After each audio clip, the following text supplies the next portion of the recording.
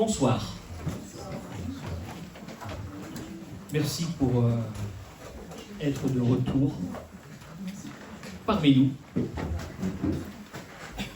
Alors ce soir, nous allons rentrer dans la session 3 et on va découvrir la première partie que j'ai nommée « Comprendre les fondements, paradigme et puissance ». Alors juste avant de rentrer dans le vif du sujet, j'aimerais comme d'habitude remercier notre Père parce que c'est de lui, par lui et pour lui que sont toutes choses. Alors Père de gloire, nous te bénissons, Père de gloire, nous te glorifions, Père de gloire, nous te remercions parce que tu es tout puissant, parce que tu es vivant, parce que c'est toi qui nous as réunis ici tous ensemble. Et Père, nous voulons te glorifier, nous voulons te bénir, nous voulons te remercier pour ton amour, pour tout ce que tu fais dans nos vies respectives et pour tout ce que tu veux nous montrer. Père, moi je te remets cet enseignement de ce soir et ma prière c'est que tu puisses vraiment nous conduire, vraiment nous éclairer, que ton esprit puisse parler à nos cœurs et nous conduire dans la vérité. Père, tu sais que nous n'avons pas de plus grande... Notre plus grande volonté, Père, c'est de marcher dans ta vérité et nous savons que ta plus grande joie, c'est de voir tes enfants marcher dans la vérité. Eh bien, on se remet à toi ce soir et on te bénit, on te remercie. Enseigne-nous, Père, montre-nous, conduis-nous, instruis-nous, que tout soit fait à ta gloire, dans le nom de ton Fils Yeshua. Amen. Amen. Alléluia. Amen. Alors, nous allons entrer dans le sujet, un sujet qui est important. On chantait il y a quelques minutes « Gloire au roi des rois » qui revient bientôt. Et pendant la session 3, qui est en 3 parties, on va voir ce qui va très probablement se passer avant le retour de notre roi. Et je pense que le Seigneur veut nous montrer ces choses, veut nous apporter une perspective qui, vous allez voir, est différente de celle qu'on nous a enseignée, parce qu'il veut justement nous éclairer, pour que l'on puisse se préparer. Et ça, c'est le plus important. Alors, on va aborder plusieurs points ce soir. On fera un point sur la fin des temps, sur qu'est-ce que ça veut dire comprendre la fin des temps, comment comprendre la fin des temps. On va parler du paradigme islamique de la fin des temps. On va répondre à la question de savoir si l'Antichrist sera le leader d'un gouvernement mondial ou non. Et enfin, on va essayer de poser les fondements, de savoir si nous devons nous attendre à la résurrection de l'Empire romain ou bien à la résurrection du califat. Et nous allons voir que ce dernier point, il est fondamental. Il est fondamental parce que tout découle en fait de l'identité de 2 acteurs. Le premier, c'est la 4e partie de la statue de Nebuchadnezzar. Et le deuxième acteur, c'est la 4e bête de Daniel 7. Alors on va voir si le texte va nous donner des indices qui vont nous permettre d'identifier cet acteur, je dirais, très important. Pourquoi très important ? Parce que la 4e partie de la statue de Daniel va ressurgir dans la fin des temps, à travers les jambes de fer et d'argile, et la 4e bête de Daniel 7, à travers les 10 cornes, et dont la petite corne qui va sortir de ces 10 cornes réapparaît également dans la fin des temps. Donc forcément, si Rome est bien cette 4e bête, effectivement, il faut qu'on s'attende à la résurrection de Rome. Par contre, si Rome n'est pas la 4e bête, il faut s'attendre à la résurrection d'un empire totalement différent. Et les implications, comme on va voir, sont très différentes. Alors, comprendre la fin des temps. Tout le monde a entendu peut-être parler d'eschatologie. Alors, le mot vient du grec eschatos, qui veut dire dernier, et du mot logos, qui veut dire discours, étude, parole. Et en fait, c'est une discipline théologique qui traite des choses dernières ou de la fin des temps. Et souvent, pour beaucoup de chrétiens, l'étude de la fin des temps est quelque chose de compliqué. C'est non seulement quelque chose de compliqué, mais c'est aussi quelque chose qui n'est pas forcément abordé régulièrement dans nos assemblées. C'est pour ça que j'ai choisi de passer une session en 3 parties sur ce point, parce qu'il est très important et très intéressant aussi. Comprendre l'eschatologie, ça nécessite, pour nous qui sommes les disciples de Yeshua, à sonder les Écritures. Encore une fois, on en revient toujours à l'exemple des Béréens, qui vérifiaient dans la parole si ce que Paul leur disait était vrai. Et moi, je vous invite à faire la même chose. On va aborder les Écritures ce soir, on va voir plusieurs passages, et ça sera important pour que vous puissiez vous faire votre propre opinion, votre propre interprétation, bien sûr, de vérifier tout ce que je vais dire. C'est un appel pour chaque croyant. En fait, la plupart d'entre nous, on a ce défaut de s'en remettre à nos enseignants, que ce soit nos pasteurs ou nos anciens. Et la plupart du temps, on leur fait confiance. Alors, c'est bien de leur faire confiance, mais c'est bien de vérifier si ce qu'on nous dit, c'est vraiment ce que la parole annonce. Et le fruit, bien sûr, de cette démarche, c'est se protéger contre les fausses doctrines. C'est se protéger contre les enseignements erronés. Et cela nous permet, bien sûr, de discerner les temps, de discerner le monde dans lequel on vit et de grandir au niveau spirituel. Et c'est notre but à tous. Alors, si on s'en tient aux grandes lignes du scénario évangélique de la fin des temps, donc là, je décide des grandes lignes, je résume ce qui est le plus communément enseigné dans la chrétienté évangélique. En fait, ce scénario repose principalement sur une lecture influencée par une pensée occidentale. Et dans cette pensée occidentale, qui a tendance à globaliser les choses, à les rendre universelles, les choses se déroulent justement à une échelle globale et impliquent l'ensemble de l'humanité. Dans ce scénario, on nous explique que l'Antichrist va un jour prendre la tête d'un gouvernement mondial, qu'il va instaurer une religion universelle, donc une espèce de religion qui va rassembler, une espèce de communisme, qui va rassembler les principales religions, et qu'un jour, il se présentera comme étant Dieu dans un 3e temple reconstruit, et le jour où il se présentera sous sa véritable image, il imposera à tous les habitants de la terre, sans aucune exception, la marque de la bête. En gros, le déroulement du scénario évangélique, on nous parle d'une guerre, la guerre de Gog et Magog, qui va impliquer la Russie. La Russie va lever une coalition, attaquer Israël, et il y aura une intervention divine. Donc la Russie va être détruite, l'islam va disparaître du tableau. Après ces événements, l'Église va être enlevée.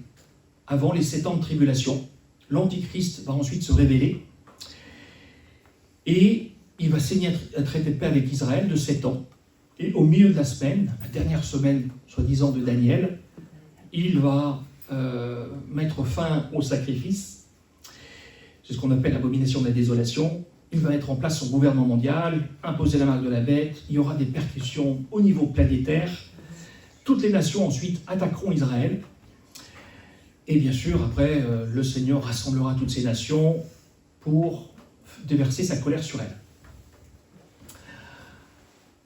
Donc, la question qu'on va commencer à voir ce soir et qu'on continuera à voir dans les 2 prochaines sessions, est-ce que ce scénario est celui qu'enseignent les Écritures? Alors, lorsqu'on veut rentrer dans les Écritures pour essayer de comprendre la fin des temps, il y a plusieurs règles qui sont essentielles. Malheureusement, ces règles ne sont pas forcément mises en pratique. Donc on va les passer en revue ce soir, parce que c'est des règles qui vont nous permettre d'avancer petit à petit et de façon progressive dans les Écritures. La première règle, qui est essentielle, il faut faire les choses dans l'ordre.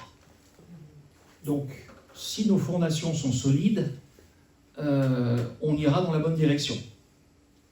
Ça peut paraître un petit peu simple ce que je vais partager, mais c'est bien de commencer par le début du livre. Pourquoi ? Parce que le début du livre va progressivement nous révéler la fin du livre. Et c'est important d'avoir cette approche progressive des Écritures. Beaucoup, dans les milieux chrétiens, commencent l'étude de la fin des temps en étudiant le livre de Daniel, l'Apocalypse. Et souvent aussi Daniel en parallèle. Mais beaucoup se basent sur l'Apocalypse pour expliquer et décrire ce qui nous attend. Ce n'est pas forcément le bon endroit pour commencer. Pourquoi ? Parce que l'Apocalypse, en fait, c'est le crescendo et le résumé de tout ce que les prophètes ont enseigné auparavant et qu'il faut prendre en compte si on veut comprendre vraiment ce qui se passe. Le deuxième point, il faut faire simple. Il faut toujours débuter par des passages clairs, et on va voir qu'il y a beaucoup de passages clairs sur la fin des temps. Et il faut se baser sur des passages littéraux, et non pas s'attarder sur des textes symboliques qui ne sont pas forcément simples à interpréter si on n'a pas les bonnes clés d'interprétation. Troisième point, il est très important de consulter l'ensemble des Écritures. Beaucoup basent leur théorie sur des versets pris un petit peu hors contexte et construisent des scénarios qui ne sont pas forcément validés par le reste des Écritures. Donc c'est très important de bâtir notre compréhension de ce que le Seigneur va nous enseigner sur la fin des temps en gardant une cohérence et en consultant l'ensemble des Écritures. La règle 4 qui est essentielle, c'est le contexte. Très important de rester dans le contexte d'un passage, d'un livre, pour vraiment comprendre de quoi on parle et de quoi les prophètes parlent. Et il est très important de comprendre que l'ensemble du récit biblique, il est centré sur Jérusalem et sur le Moyen-Orient. Toute l'histoire de la Bible, je ne sais pas si vous avez remarqué, mais se passe dans une partie du monde bien spécifique. Et Jérusalem est le centre de l'histoire. Et toute l'histoire de la Genèse à l'Apocalypse se déroule au Moyen-Orient. C'était vrai pour le commencement, ce sera également vrai pour la fin. Règle numéro 5, ne pas lire les prophéties comme des manuels techniques. Donc les prophéties sont écrites pour la plupart dans un style poétique, parce que c'est le style, les Écritures utilisent beaucoup de tournures littéraires, de figures de style, d'idiomes, d'hyperboles, et souvent si on interprète ces tournures de style de façon un petit peu littérale, des fois on peut s'égarer. On va le voir tout à l'heure. Règle numéro 6, il faut comprendre la portée ultime et la grande histoire de tout le récit biblique. On l'a vu ce matin, Yeshua est au centre des Écritures. Il est au centre de la prophétie. Et les prophètes vont nous annoncer sa première venue et ils vont nous annoncer également sa seconde venue. Et en fait, quand on regarde les prophéties, il y a plus de prophéties qui parlent du retour de Yeshua que de prophéties qui annoncent sa première venue. Il est important aussi de comprendre que plusieurs prophéties ont une double application, c'est-à-dire une application au temps du prophète et une application future. On le verra également un peu plus tard. Il y a plusieurs dimensions prophétiques. Le contexte historique du prophète, la première venue du Messie, la seconde venue du Messie, au jour de la colère de Dieu. Et il est aussi nécessaire de comprendre et de saisir la trame principale et la trame globale des Écritures.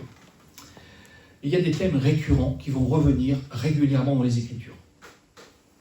Et si on connaît ces thèmes récurrents, ça va nous permettre d'avoir la grande histoire prophétique qui est racontée tout au long de la parole. Et ces thèmes que l'on va retrouver de façon récurrente, il y en a 5.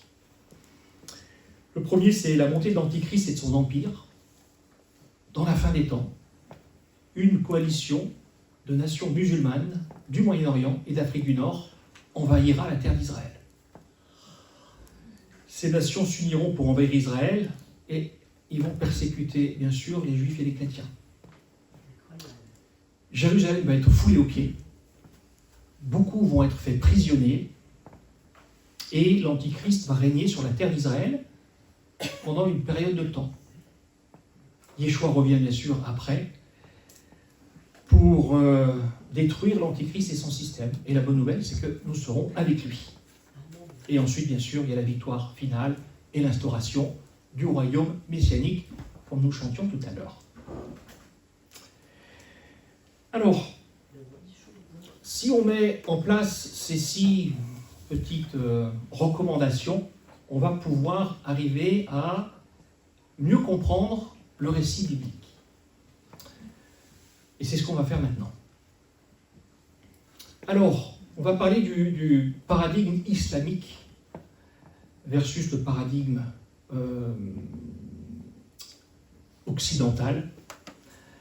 Un constat, et ça je pense que tous ici pourront faire ce même constat, c'est que nos sociétés sont en train de changer. Et on s'aperçoit que l'islamisation de nos sociétés devient de plus en plus importante. C'est un fait que l'on ne peut pas nier si l'on veut rester lucide. Et ces changements au niveau de la société entraînent également un regard nouveau sur la compréhension de la fin des temps. Pourquoi ? Parce que s'il y a de plus en plus de musulmans dans le monde, forcément, ils vont être là quand les choses vont se passer, et quelque part, il faut les intégrer dans l'équation. Alors, on va voir tout à l'heure que beaucoup essayent de les faire disparaître justement de l'équation, afin de favoriser leur scénario. Mais en fait, ils sont là, et ils sont là pour y rester. Et c'est ce que nous allons voir ce soir, demain et après-demain. Donc on va mettre en pratique ce que nous venons d'expliquer. On va commencer par des passages clairs et littéraux. Et on va confronter nos hypothèses à d'autres passages bibliques. Les hypothèses que l'on va poser, que l'on va découvrir au début de la parole, est-ce qu'elles vont être confirmées par d'autres passages dans les prophètes et dans le Nouveau Testament, la Brit Hadasha. Nombre 24, 14, donc le livre des Nombres, c'est un livre de la Torah. Balaam, un prophète païen, est envoyé par Balak, un roi païen, pour aller maudire Israël. Mais le Seigneur a des projets différents pour Balaam. Et en Nombre 24, 14, on peut dire « Viens, je t'annoncerai ce que ce peuple, il est question d'Israël, fera à ton peuple, il est question de Madian, dans la suite des temps. » Alors le terme traduit par la suite des temps, en hébreu, c'est un terme qui se lie à Rit à Yamim. Ça veut dire l'après des jours, la suite des jours ou encore la fin des jours. Et c'est intéressant parce que cette expression va apparaître à 14 reprises tout au long des Écritures. Et toutes ces occurrences vont nous donner une facette de ce qui va se passer dans la fin des temps. Ici, c'est la première apparition de l'expression. Non, pardon, c'est la deuxième apparition de l'expression. Au Nombre 24, on peut lire « Je le vois, mais non maintenant. Je le contemple, mais non de près. Un astre sort de Jacob. Un sceptre s'élève d'Israël. Il perce les flancs de Moab. Il abat tous les enfants de Seth. Ils seront maîtres d'Édom. Ils seront maîtres de Séhir, ses ennemis. Israël manifeste sa force. Celui qui sort de Jacob règne en souverain. Il fait périr ceux qui s'échappent des villes. Ici, on a une prophétie qui est très intéressante parce qu'elle nous parle de la fin des jours et elle nous parle d'un astre qui sort de Jacob. Qui peut être cet astre, à votre avis ? Yeshua. Exactement. En fait, ce passage nous éclaire sur le retour du Messie. Et si on regarde le texte, sur quoi l'accent est-il mis ? Qu'est-ce que cette prophétie nous explique sur ce qui va se passer au retour du Messie dans la fin des temps ? Eh bien, on apprend, lorsque l'on prend le texte de façon littérale, qu'il va percer les flancs de Moab, qu'il va abattre les enfants de Seth. Dans d'autres passages, cette expression est traduite comme les fils du tumulte. Il aura bien sûr son autorité sur le peuple d'Israël, manifestera sa force, il se rendra maître d'Édom, de la montagne de Séhir, qui sera la possession d'Israël, et il fera périr tout le reste des ennemis d'Israël. Alors, pour information, les anciennes capitales de ces peuples qui sont mentionnés se trouvent aujourd'hui en Jordanie, en Égypte et au nord de l'Arabie Saoudite. Donc, si on regarde ce passage qui nous donne un éclairage sur le retour de Messie dans la Torah, qu'est-ce qu'on voit ? On voit que Balaam, qui est un prophète païen, il annonce la venue du Messie juif, qui sera issu de Jacob, et ce Messie, il a une mission précise. Et cette mission précise concerne des peuples situés au Moyen-Orient. Donc, on voit que le Messie percera Moab, régnera sur Israël et détruira les ennemis situés à l'est et au sud d'Israël, selon la prophétie. Donc, là, on a affaire à une prophétie qui est claire, qui n'est pas compliquée à comprendre, et qui met déjà en avant certains acteurs, et ces acteurs sur le plan géographique, on les situe au Moyen-Orient. On va passer maintenant au prophète, et on va aller voir ce que Michée nous explique, lui aussi, sur le retour du Messie. Alors, on est tous familiers avec la prophétie de Michée 5.2, qui nous parle de la venue de Yeshua, « Et toi, Bethléem, Ephrata, petite entre les lignées de Juda, de toi sortira pour moi celui qui dominera sur Israël, et dont l'origine remonte au temps ancien, au jour de l'éternité. » Donc on sait que celui qui dominera sur Israël, c'est le Mashiach, c'est Yeshua. Mais beaucoup de gens ignorent que Michée 5 va aussi nous donner des éléments très intéressants et très importants sur ce qui va se passer dans la fin des temps. Un peu plus tard, un peu plus loin, versets 4 et 5, on peut lire « C'est lui, sous-entendu le Mashiach, qui ramènera la paix lorsque l'Assyrien viendra dans notre pays et qu'il pénétrera dans nos palais. Nous ferons lever contre lui 7 pasteurs et 8 princes du peuple. Ils feront avec l'épée leur pâture du pays d'Assyrie et du pays de Nimrod au-dedans de ses portes. Il nous délivrera ainsi de l'Assyrien lorsqu'il viendra dans notre pays et qu'il pénétrera sur notre territoire. » Question, est-ce qu'il y a 2000 ans, Yeshua a accompli cette prophétie ? Réponse, non. Yeshua, dans les évangiles, on ne voit pas Yeshua se battre contre un Assyrien qui envahit la terre d'Israël. Donc concrètement, ce que l'on lit là, c'est quelque chose qui est encore à venir. Donc, pareil, même question tout à l'heure, concernant le retour de Messie, sur quoi l'accent est-il mis dans cette prophétie de Michée ? Qu'est-ce que décrit cette prophétie concernant l'action et la mission du Messie à son retour ? Nous apprenons qu'il va conduire une guerre contre un personnage que Michée nomme l'Assyrien.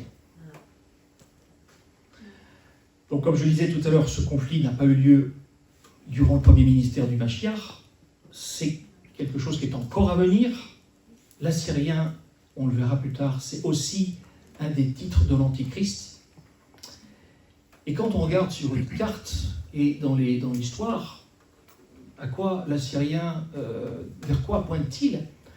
En fait, l'empire assyrien historique couvrait les régions actuelles de l'Irak, de la Syrie et de la Turquie.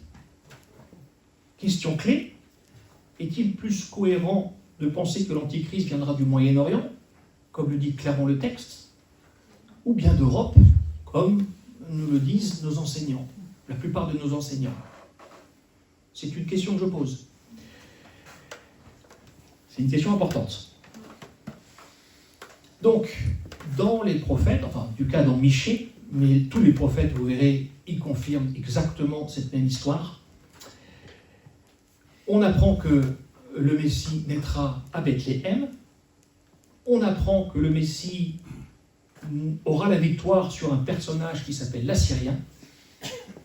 Il délivrera Israël de l'Assyrien lorsque l'Assyrien pénétrera en Israël. Donc, encore une fois, comme dans la Torah, comme la prophétie de Balaam, on a toujours affaire à un personnage qui sort d'Israël, qui est le Messie, est un personnage qui va se battre contre des populations moyen-orientales. C'est important d'interpréter ces passages dans leur contexte, parce que c'est eux qui vont nous donner le bémol de tout ce que la parole va nous révéler sur cet antichrist, son origine et la mission du Mashiach. Un autre constat très important, et on le citait tout à l'heure, c'est la centralité du Moyen-Orient dans l'eschatologie. En fait, lorsqu'on lit la parole dans son contexte, on s'aperçoit que toutes les prophéties qui parlent de la fin des temps se déroulent au Moyen-Orient. Et que la terre d'Israël est au cœur de ces événements. C'est là que les nations seront rassemblées pour le jugement final. Donc tout le plan divin est centré sur Jérusalem.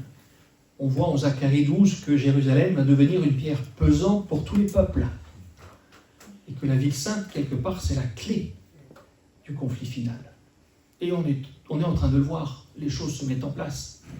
Jérusalem est avancée à la fois par les ennemis d'Israël comme étant leur capitale, ou du moins la ville où qu'ils aimeraient pour capitale d'un éventuel État palestinien. Les nations environnantes sont directement impliquées. Ézéchiel 38 nous parle de Gog et de ses alliés, la Perse, Pout, Couche, etc. On reviendra sur l'identité de ces personnages, de ces nations.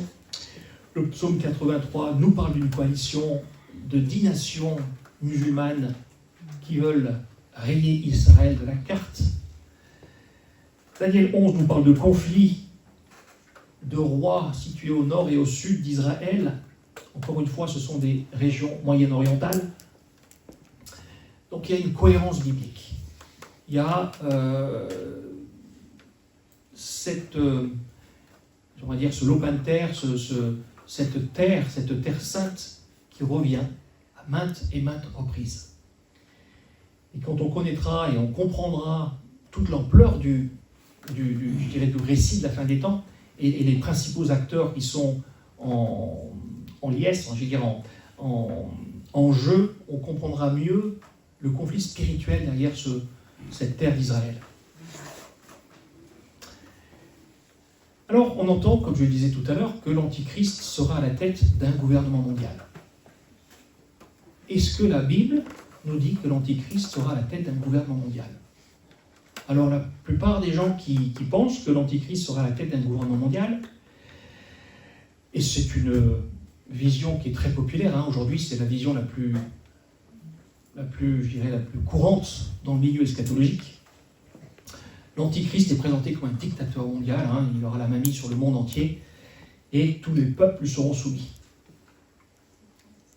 Mais on va voir que ce n'est pas ce que les Écritures enseignent.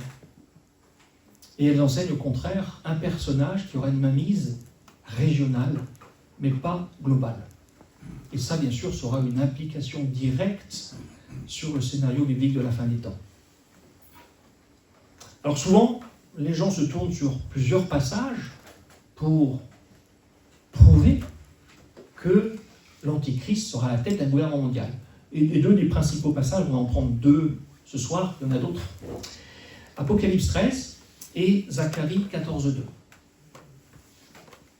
Apocalypse 13, 7, on peut lire « Et il lui fut donné, sous-entendu à la bête, de faire la guerre aux saints et de les vaincre. Et il lui fut donné autorité sur toute tribu, tout peuple, toute langue et toute nation. Et tous les habitants de la terre l'adoreront, ceux dont le nom n'a pas été écrit dans le livre de vie de l'agneau, qui a été immolé dès la fondation du monde. » Donc là, excusez-moi, les choses sont très claires. La parole nous dit que la bête, l'Antichrist, aura une domination, une autorité sur toute tribu, tout peuple, toute langue, toute nation. Même pas besoin de discuter, c'est marqué dans le texte, donc c'est vrai. Sauf que la parole, on va voir que l'interprétation la plus répandue de ce passage n'est pas la bonne. Vous allez comprendre pourquoi. Donc, l'expression « toute tribu, tout peuple, toute langue et toute nation », dans le texte même, elle est limitée à ceux dont le nom n'ont pas été écrits dans le livre de la vie. Donc déjà, ça réduit. Il y a une catégorie de personnes. Alors, cette expression, elle n'est pas propre à l'Apocalypse. En fait, on va retrouver exactement la même expression dans la Septante. Et l'expression est utilisée, par exemple, en Daniel 5, 18, 19, à propos de la crainte de Nebuchadnezzar. Le texte utilise les mots laos, pulé et glossa, qui sont les mêmes mots que l'on retrouve dans l'Apocalypse, peuple, langue, nation. Et en fait, c'est une hyperbole. Et cette expression, si on l'applique de façon littérale au passage de Nebuchadnezzar, question, est-ce que les Chinois, au temps des dynasties qui vivaient à la même période que Nebuchadnezzar, craignaient Nebuchadnezzar? Oui ou non? Non. Est-ce que les Indiens des États-Unis, enfin des Amériques, craignaient Nebuchadnezzar? Non. En fait, ceux qui craignaient Nebuchadnezzar, c'était les personnes, les peuples, qui étaient sous la domination de Nebuchadnezzar. Mais tous les peuples qui n'étaient pas sous la domination de Nebuchadnezzar ne craignaient pas Nebuchadnezzar parce qu'ils ne le connaissaient pas, tout simplement. Et Nebuchadnezzar n'avait pas d'autorité sur ces peuples-là. Eh bien, c'est pareil dans l'Apocalypse. Lorsque l'on interprète le texte sans tenir compte de l'hyperbole, et qu'on l'interprète dans notre mentalité, on va dire, gréco-romaine ou occidentale, on va généraliser sans tenir compte de ce que dit réellement le texte lorsqu'il est remis dans son contexte hébraïque. Un autre point qui est intéressant, c'est que le mot grec, qui est le mot épi traduit par sur, peut aussi désigner dans, à l'intérieur de ou parmi. Donc on pourrait également traduire ce passage en disant qu'il aura autorité sur toute tribu, tout peuple. Donc ça c'est ce que dit la parole. On peut l'interpréter comme il aura une autorité à l'intérieur ou parmi toute tribu, tout peuple, toute nation. Et ça c'est une nuance qui modifie la portée du texte. Pourquoi? Parce qu'il ne s'agit pas d'une domination mondiale à proprement parler, mais d'une influence au sein de toutes les nations du monde. Si, comme je vais essayer de le démontrer, l'islam est bien le système de la bête, est-ce qu'il y a des musulmans dans le monde entier? Oui. Donc la bête, si c'est bien l'islam, elle aura une influence dans tous les peuples, dans toutes les nations, du monde entier. Et c'est le cas.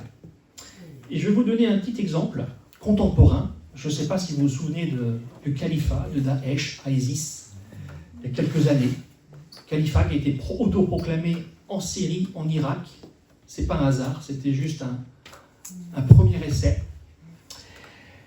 Donc ce califat a été proclamé par des musulmans.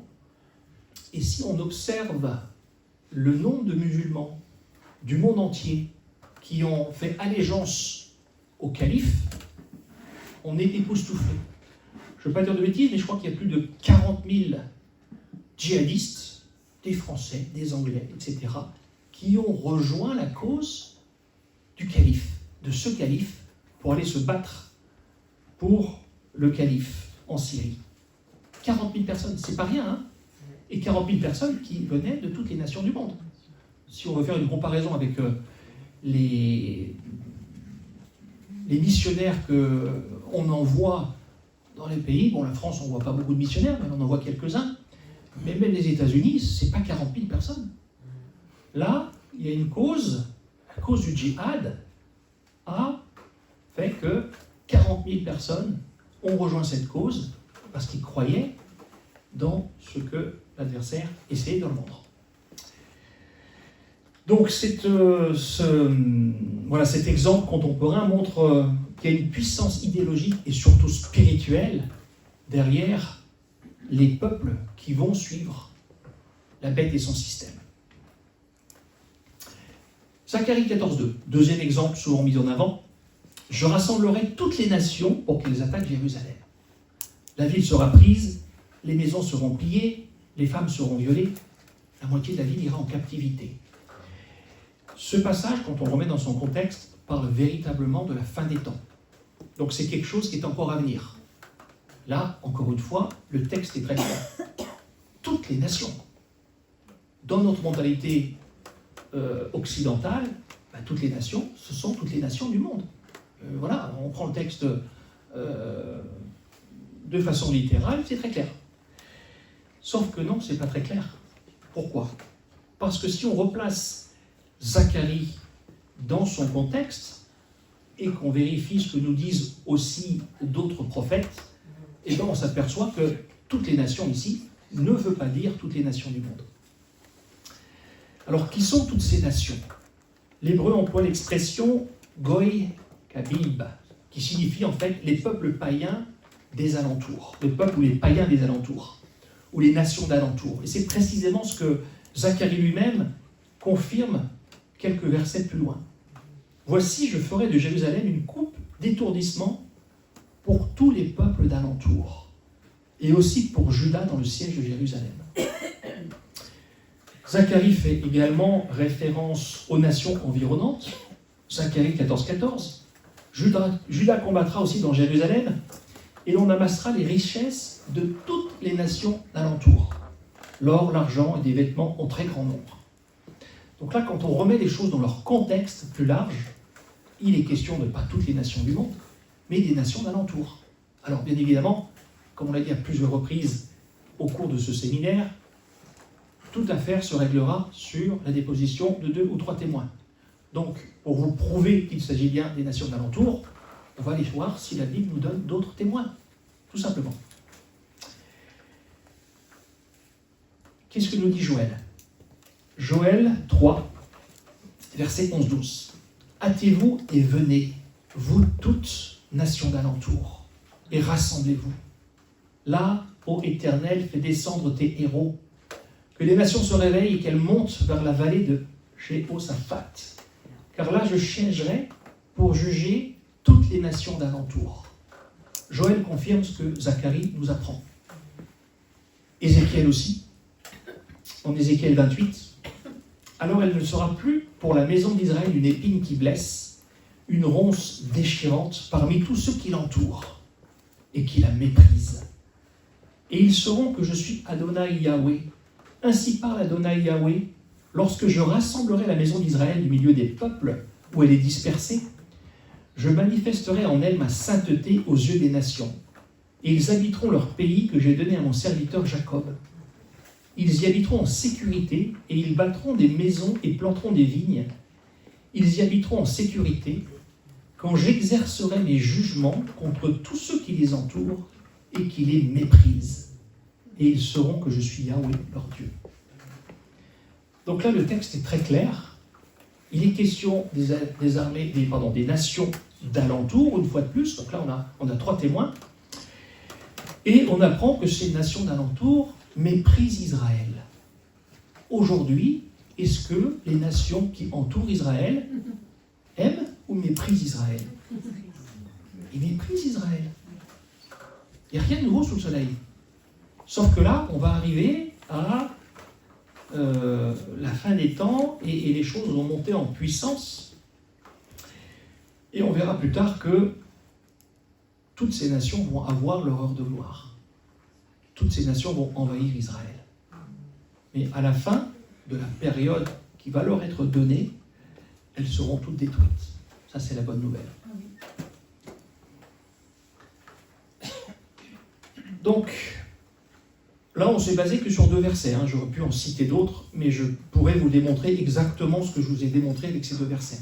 C'est-à-dire que quand on remet ces passages spécifiques, comme les autres, dans leur contexte, on s'aperçoit que les expressions « toutes les nations » ou « tous les habitants » font référence, en réalité, à un peuple bien défini qui, aujourd'hui, entoure Israël. On a affaire à des nations et un contexte régional, et non pas mondial. Donc, le pouvoir de l'Antichrist, clairement, les nations de la bête qui attaqueront Israël sont les pays voisins du Moyen-Orient. L'Antichrist ne dominera pas toute la planète, et plusieurs passages bibliques montrent que l'Antichrist aura aussi des conflits avec certaines nations, et que son court règne, en fait, ne sera pas paisible. Il sera en guerre, constamment en guerre. Donc son pouvoir, il sera limité à une sphère régionale, avec comme épicentre Jérusalem, la terre d'Israël et une partie du Moyen-Orient. Et le jugement divin, et on verra ça demain, je crois, nous montrera très clairement que la colère de Dieu est déversée sur des nations spécifiques, et toutes ces nations sont nommées dans le contexte de la colère de Dieu. Et ça confirme ce que l'on vient de voir, bien sûr. Alors maintenant, on va essayer de répondre à une question qui est capitale. Parce que de cette question va, en fait, définir le scénario biblique de la fin des temps. Vous allez comprendre pourquoi. La question c'est, est-ce qu'il faut s'attendre à une résurrection de l'Empire romain, ou est-ce qu'il faut s'attendre à la résurrection du califat? Alors aujourd'hui, je ne pense pas dire de bêtises, 99% des chrétiens, encore une fois, quand je parle de chrétiens, je mets toute la chrétienté confondue. En tout cas, tous ceux qui s'attendent à la fin des temps et qui parlent de la fin des temps. Mais le consensus de l'interprétation des passages de Daniel que nous allons regarder, c'est qu'il s'agit de Rome. Et en fait, cette compréhension et cette position, cette interprétation, elle repose sur 4 passages spécifiques. Et on va passer ces 4 passages en revue. Daniel 2, la statue du rêve de Nebuchadnezzar. Daniel 7, la vision des 4 bêtes de Daniel. Daniel 26, le peuple du prince à venir. Et Apocalypse 17, la ville aux 7 collines. Donc tout l'ensemble de la théorie, en fait, de la résurrection de Rome repose sur ces 4 piliers. Et si on arrive à démontrer que ces 4 piliers mettent en réalité en scène un acteur différent, eh bien cela va avoir une répercussion sur l'ensemble du scénario biblique de la fin des temps. Et on va voir que l'analyse que je vais vous proposer maintenant ne pointe pas en direction d'Europe ni de Rome, mais encore une fois en direction des nations qui entourent Israël, comme nous venons de le voir jusqu'à maintenant. Le premier pilier, Daniel 2, la statue du rêve de Nebuchadnezzar. Alors je pense que la plupart d'entre vous doivent être familiers avec ce passage de Daniel, un passage assez intéressant. Donc, Daniel 2 est considéré comme un pilier fondamental dans le domaine de l'eschatologie biblique. Et on va voir pourquoi. Une nuit, le roi Nebuchadnezzar fait un rêve troublant, alors qu'il règne sur Babylone, à l'apogée de son règne. Et dans son rêve, il voit une statue énorme, qui a 4 sections distinctes. Et ces sections sont chacune faites de métaux différents. Et Nebuchadnezzar, comme beaucoup de personnes qui reçoivent un songe, est troublé. Et il aimerait vraiment connaître la signification. Donc, qu'est-ce qu'il fait? Il va voir ses sages, ses magiciens, puis il leur dit, écoutez les gars, j'ai fait un songe, et j'aimerais que vous m'en donniez la signification. Ok, jusque-là, tout va bien. Donc les sages, ils disent, ok, super, dis-nous ton songe, et puis on va t'expliquer. Et Nebuchadnezzar était sûrement quelqu'un de pervers. Il leur dit, mais les gars, non, c'est vous qui allez me raconter mon songe et m'en donner l'explication. Et si vous ne le faites pas, je vous égouille tous. J'aurais pas aimé être un sage à la cour de Nebuchadnezzar. Mais il y avait Daniel. Et quand Daniel apprend que Nebuchadnezzar va mettre en application ce qu'il a décrété, parce qu'aucun des sages et des magiciens n'est capable de découvrir ce songe, encore moins d'en donner l'interprétation. on vient voir Daniel en disant il faut que tu viennes parce qu'on doit tous vous tuer. Et Daniel, qui est un jeune hébreu captif, qui a été pris en captivité de Juda lorsque Juda est tombé dans les mains de Babylone, il dit écoute, laisse-moi quelques jours, je vais me tourner vers mon Dieu et je vais voir ce qu'il me dit. Et Daniel prie le Dieu d'Israël, qui est le Dieu des dieux et le Seigneur des seigneurs, et Yahweh lui révèle le rêve et lui donne l'interprétation du rêve. Il n'y a que Yahweh qui peut faire ça. Aucun autre Dieu n'est capable de faire ça. Et ça montre la grandeur du Seigneur. Donc Daniel, tout content, il va voir Nebuchadnezzar, il lui dit « Je vais te raconter ce que tu as vu dans ton songe. » Et Daniel raconte au roi exactement ce que le roi a vu dans son songe. Et en fait, ce que Nebuchadnezzar a vu, c'est une vision globale de ce qui va se passer depuis son règne jusqu'au retour du Mashiach.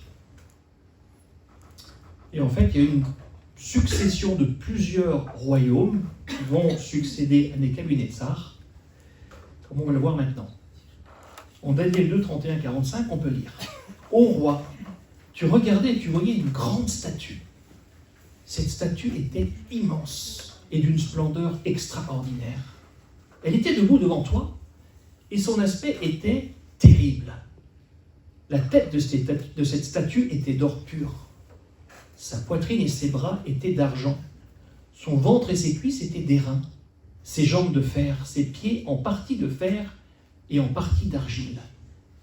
Tu regardais lorsqu'une pierre se détacha sans le secours d'aucune main, frappa les pieds de fer et d'argile de la statue et les mit en pièces. Alors le fer, l'argile, les reins, l'argent et l'or furent brisés ensemble et devinrent comme la balle qui s'échappe du nerf en été. Le vent les emporta et nulle trace n'en fut retrouvée. Mais la pierre qui avait frappé la statue devient une grande montagne et remplit toute la terre. Alors on sait que cette pierre, c'est le règne messianique, qui va bien évidemment triompher sur différents royaumes, en fait sur tous les royaumes qui ont essayé de contrecarrer le plan de Dieu dans sa domination, en s'attaquant à son peuple. Donc Daniel va expliquer au roi la signification des différentes parties de la statue. La première section, la tête d'or, représente le royaume de Nebuchadnezzar. Voilà le songe, nous en donnerons l'explication devant le roi. Ô roi, tu es le roi des rois, car le Dieu des cieux t'a donné l'empire, la puissance, la force et la gloire. C'est toi qui es la tête d'or. Les choses sont très claires. La tête représente l'empire babylonien. Les sections suivantes représentent ensuite les trois empires qui vont succéder à l'empire de Babylone. Et en réalité, chacun des empires qui vont succéder au royaume de Babylone va mettre la main sur les royaumes qui le précèdent. Comme je le disais tout à l'heure, la quasi-totalité des commentateurs nous expliquent que les trois royaumes sont les royaumes médo-perse, grec et romain. Pour eux, c'est une certitude. Et d'ailleurs, dans la plupart des Bibles, vous avez souvent un titre qui marque Rome. Alors, les titres dans nos Bibles ne sont pas inspirés. Je ne sais pas si vous êtes au courant. C'est important de le savoir. Alors, ce qui est intéressant aussi de noter, c'est que le livre de Daniel mentionne clairement deux de ces royaumes. Donc, on sait que le premier, c'est le royaume de Babylone, et on apprend plus loin que les deux autres royaumes sont les royaumes médo-perse et grec.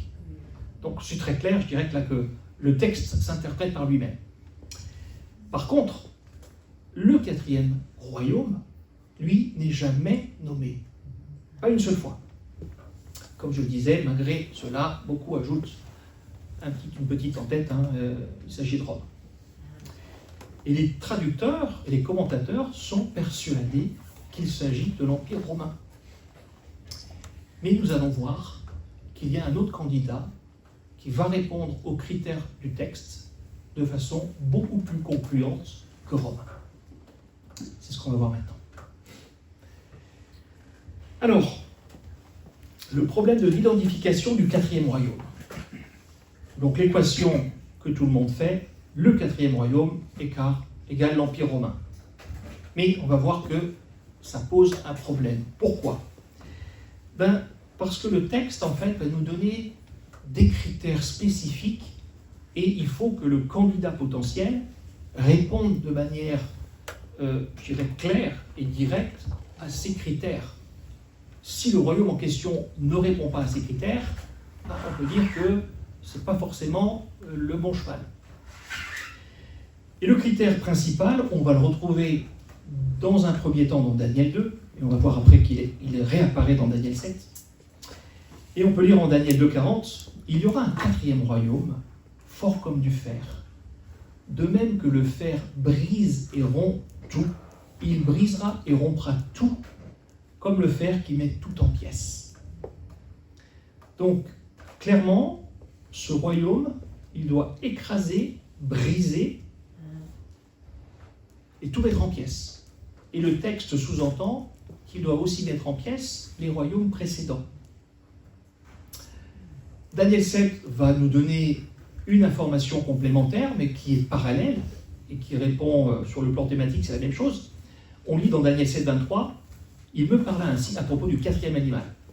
Le quatrième animal, c'est un quatrième royaume qui existera sur la terre, différent de tous les royaumes, et qui dévorera la terre, qui dévorera toute la terre, la foulera et la brisera. » Donc là, on voit cette terminologie d'un royaume qui écrase, qui foule aux pieds, qui brise.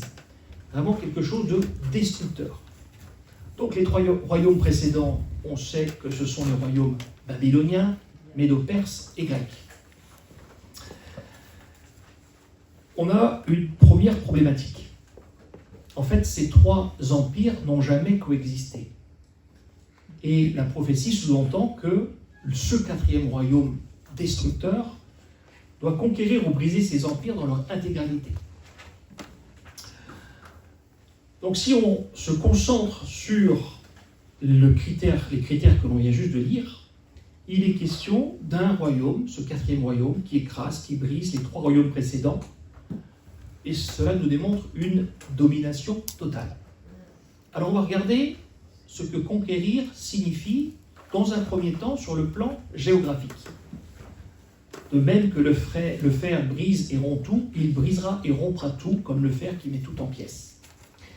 Si on regarde le candidat que tout le monde met en avant, et si on regarde la couverture territoriale de l'Empire romain, on s'aperçoit qu'au niveau géographique, l'Empire romain n'a conquis qu'environ un tiers des territoires qui étaient contrôlés par les trois royaumes babyloniens, médo-perses et grecs.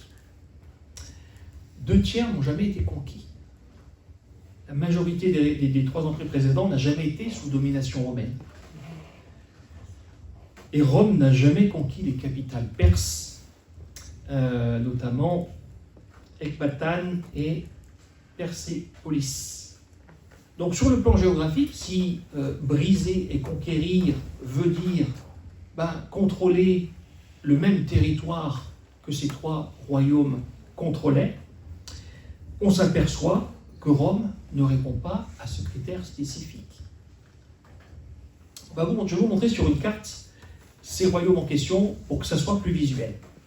Le cercle rond, là, c'est Babylone. Donc là, on a l'Empire babylonien, qui est suivi ensuite par l'Empire médo-perse, qui va venir occuper les mêmes territoires que Babylone, plus d'autres territoires. Ensuite, on a l'Empire d'Alexandre le Grand, qui, pareil, va contrôler ces mêmes territoires, étendre aussi son domaine plus vers l'ouest. Et on a Rome. Donc, sur le plan géographique, Rome est en dehors de ce territoire. Question, est-ce qu'on peut dire que sur le plan géographique, Rome a brisé les trois royaumes précédents? babylonien, médo-perse et celui d'Alexandre. Ben non, il n'a pas brisé. C'est un petit peu, si je prenais comme exemple, alors c'est un exemple fictif, hein, bien que certains croient que ça puisse arriver, ça n'arrivera jamais. Imaginez que la Russie attaque la France, prenne possession de Strasbourg, d'accord? Est-ce qu'on pourrait dire que la Russie a écrasé la France et qu'elle a brisé la France et a conquis la France? Non. Elle s'est limitée à Strasbourg. C'est une correspondance fictive, je précise. Et bien de la même façon, Rome n'a jamais conquis l'intégrité des territoires des empires précédents. Donc ça, c'est un point qui est très important et qui malheureusement n'est rarement pris en compte par ceux qui mettent en avant l'Empire romain. Maintenant, si on élargit un petit peu la conquête sur le plan culturel et sur le plan religieux, encore une fois, de même que le fer brise et rompt tout, il brisera et rompra tout comme le fer qui met tout en pièces. Est-ce que Rome, dans son approche et dans la conquête des pays, est-ce que Rome supprimait les cultures et les religions des pays conquis? Non. Yeshua est venu à l'apogée de l'Empire romain, enfin, pas forcément l'apogée, mais quand l'Empire romain avait la main mise sur la terre d'Israël, les Juifs avaient leur temple. Les Juifs étaient libres d'adorer leur propre Dieu. Rome ne les embêtait pas. Au niveau linguistique, Rome n'a jamais imposé le latin comme étant la langue du royaume. Non, les gens parlaient grec, les gens parlaient hébreu, ils étaient libres. Au niveau du développement d'infrastructures, qu'est-ce qu'il a fait Rome? Il a développé un réseau de routes, un réseau de communication sur l'ensemble de son territoire. Pourquoi? Qu'est-ce qui intéressait Rome? C'est l'argent, les taxes. Et vous avez tous entendu parler de la Pax Romana, d'accord? Cette paix dans l'Empire romain. C'est tout le contraire d'un empire qui brise, qui rompt tout, qui écrase tout. Au contraire, on a affaire à un empire quelque part tolérant. Alors bien évidemment, si on se révoltait contre Rome, oui, ils envoyaient les légions pour écraser les rébellions. Mais c'est normal. Mais dans son ensemble, l'impact de Rome a été positif. On ne peut pas dire qu'elle a été négative. En tout cas, si on se place au niveau des peuples qui étaient soumis, comme le peuple juif avant qu'il se rebelle, on est bien d'accord. Maintenant, on va faire un contraste avec l'autre candidat possible et potentiel, qui est le califat islamique. Et on va regarder si le califat islamique répond aux critères du texte de Daniel. Conquérir sur le plan géographique. De même que le fer brise et rompt tout, il brisera et rompra tout, comme le fer qui met tout en pièces. L'islam, quand l'islam met la main sur un pays, c'est une conquête totale. Et si on regarde les régions qui étaient autrefois l'empire babylonien, l'empire médo-perse et l'empire grec, on va voir que l'islam a mis la main sur tous ces empires. L'islam a imposé, bien évidemment, la langue arabe, parce que tous les pays conquis doivent se conformer à l'islam et à la charia. Et aujourd'hui, l'arabe est parlé en Jordanie, en Irak, en Syrie, au Liban, etc., une grande partie de l'Afrique du Nord, alors que ces pays n'étaient pas du tout arabo-phones. Voilà le califat islamique. Le rond, c'est Babylone. Donc juste pour que vous puissiez avoir une vue d'ensemble des différents empires, d'accord? Et si on doit contraster l'empire romain avec l'empire islamique, qui répond aux critères du texte sur le plan géographique? Pour moi, c'est évident. C'est l'empire islamique. Maintenant, si on regarde ce que veut dire conquérir sur le plan culturel et religieux, de même que le fer brise et rompt tout, il brisera et rompra tout, comme le fer qui met tout en pièces. L'islam, c'est un État totalitaire. D'accord? lorsque l'islam conquiert un pays, il va tout détruire. Il va tout effacer sur le plan culturel et religieux. Il va détruire les artefacts, les statues, les idoles, tout. Et il va vraiment soumettre les populations locales à l'islam, à la charia. L'islam, ça veut d'ailleurs dire soumission. Et partout où l'islam s'est installé, il a imposé son mode de vie et sa loi, qui est la charia. C'est vraiment l'exemple parfait d'une idéologie totalitaire qui ne laisse aucune place à un autre système religieux.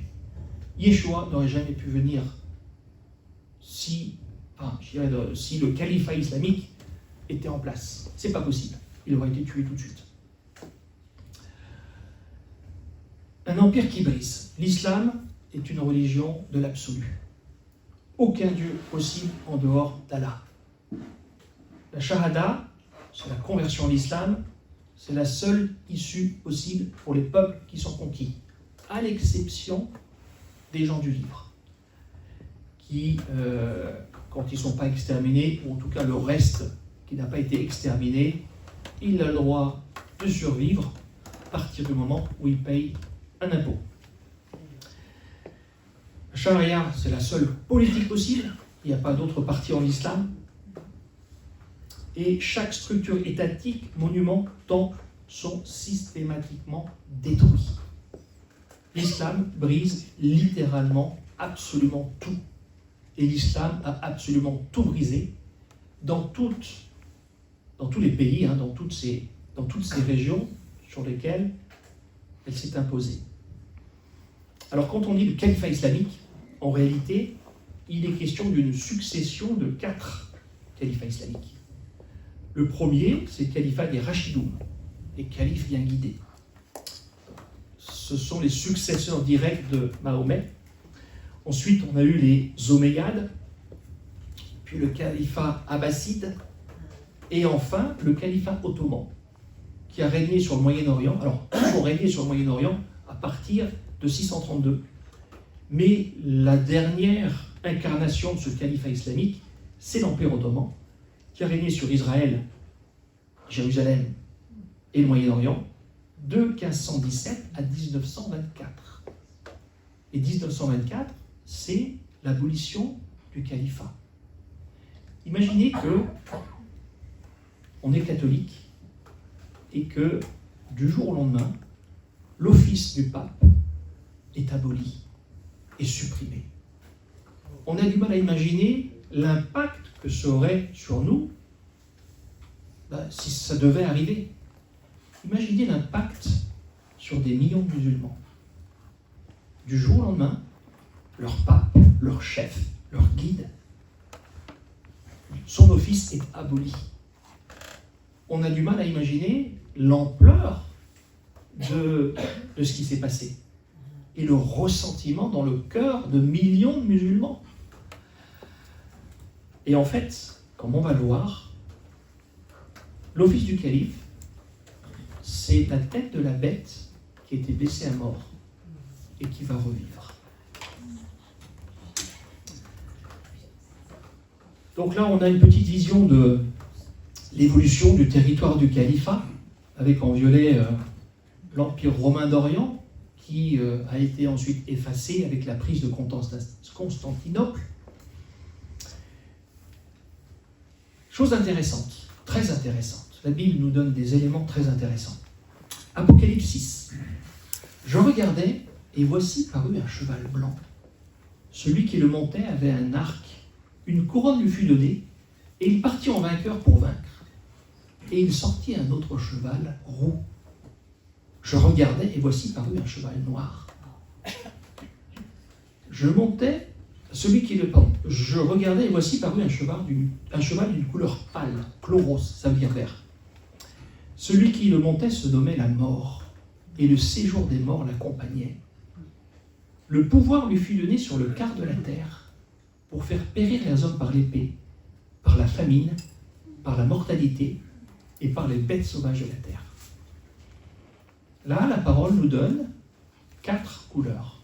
Blanc, rouge, noir, vert. Et ces couleurs correspondent exactement aux couleurs des 4 califats qui se sont succédés. Le blanc, c'est les Omeyyades, le noir, c'est l'Abbasside, le vert, c'est le Fatimide, et le rouge, c'est l'Empire ottoman. Et ce drapeau que vous voyez là, c'est le drapeau du califat. C'est le drapeau, aujourd'hui, soi-disant, palestinien. Mais les Palestiniens, ils ne veulent pas de terre en Israël. Qu'est-ce qu'ils veulent, les Palestiniens? Ils veulent instaurer le calife sur le monde entier. Et ce drapeau-là, et ces couleurs-là, que la Bible nous révèle alors, de façon cachée, il faut avoir les yeux pour voir et pour comprendre, mais ce sont les couleurs des nations qui sont appelées à avoir une heure de gloire dans les années à venir, et peut-être dans 19 mois. Ce qui est très important de comprendre, c'est que après l'abolition du califat en 1924, une confrérie a été créée. Et cette confrérie s'appelle les Frères musulmans. Et l'objectif des Frères musulmans, c'est d'instaurer un califat mondial. Et depuis 1928, les Frères musulmans sont à l'action. Mais ils ne sont pas à l'action de façon forcément visible, mais ils sont à l'action dans le monde entier. Et les Frères musulmans ont, à travers leurs tentacules, ils ont envahi tous les pays du monde, y compris la France. Je ne sais pas si vous êtes au courant, il y a quelques semaines, un rapport qui provient de l'État, je ne sais plus quel service, mais a alerté le président sur le danger des Frères musulmans. Parce qu'aujourd'hui, les Frères musulmans ont la main mise sur énormément d'associations, Enfin, ils sont partout. Ils sont absolument partout. Et ces gens, ils ont un objectif. Et la mauvaise nouvelle, c'est qu'ils vont réussir dans leur objectif. On en parlera plus tard.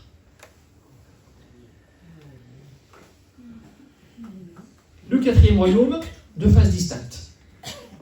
Donc il est question de ce 4e royaume, c'est un empire historique, mais c'est un empire qui va avoir le jour en 2 temps. Un temps passé et un temps futur. Daniel met en lumière donc un 4e royaume qui se divise en jambes de fer, puis ensuite en pieds de fer et en pieds d'argile.